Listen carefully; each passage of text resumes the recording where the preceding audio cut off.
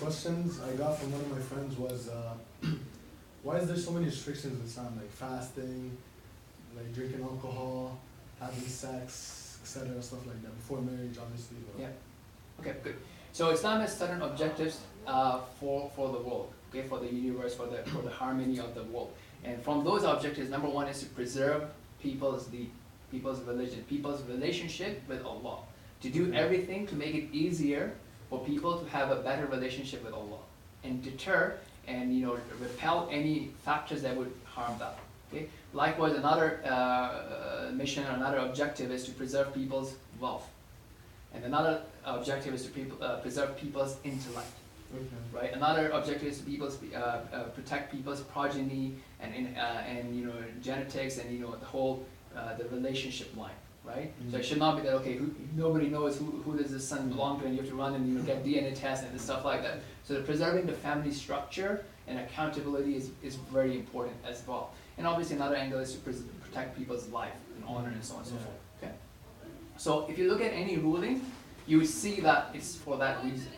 For example, alcohol, to help people not basically go out of their mind and make insensible decisions and so on and so forth, or not to harm their body and things like that. Okay, but let's say someone had like maybe one sip of alcohol. I mean, Yeah. that wouldn't do that much damage, but why True. is that like not permissible? True, right? But so again, looking at it from a greater perspective, right? As God says in Quran, there is some benefit to alcohol, but the harm and the sin is greater, right? So, and that look, if you haven't tried something, or if you're not used to the small amounts of it, it's much easier for you to resist the bigger things. But once you taste something, once you taste the instant gratification and effects of it, it's easier to fall into the greater desires. Okay?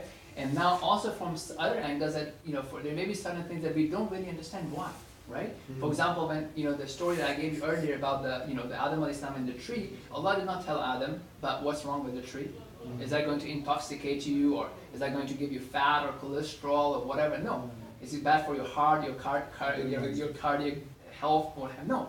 Nothing was good. But you are staying away from it to show and manifest that you love Allah. Right? Because at the end of the day, the point is that anybody can say, I love Allah. But how can you love Allah and not love what He loves? So these things are also a way for you to establish self-control and for you to check, do you really, really, really love Allah or not?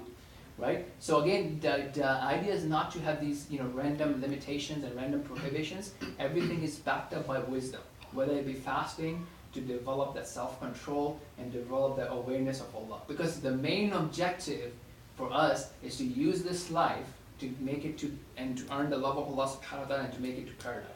Right? So these things are all supporting things to have that some sort of a structure that look, it's not about just satisfying your physical desires, eat what you want, do what you want, have a relationship with what you want, who we want, right? But to have some sort of a structure and a greater good for the community, and to use those things to actually establish the love of Allah subhanahu wa ta'ala and to manifest that love. And look, if you go back again to the story of Adam alayhi salam and the story of angels, it is like that. Look, Allah has created man with free will, so his ability to do the right thing that Allah loves, or to do something that Allah does not love. How does he know what Allah loves and what he doesn't love? That's why Allah sent down the messengers and the religion. So now he has knowledge and he has the ability. So man is only praised when he chooses to fight the desires, whether internal or external, and take the path that Allah loves. That's what separates the people who love Allah and the people who do not love Allah. And the ones who do love Allah, then they are treated and they are deserving of paradise. But if someone doesn't love Allah, then they're not from the people of paradise. Without these things, how would you test? Right? And Allah is not in need of this test, but we are in need of this test, so we don't have an excuse against Allah. Oh, Allah, I always loved you. Okay, well, as the proof is in the pudding, right? Cool.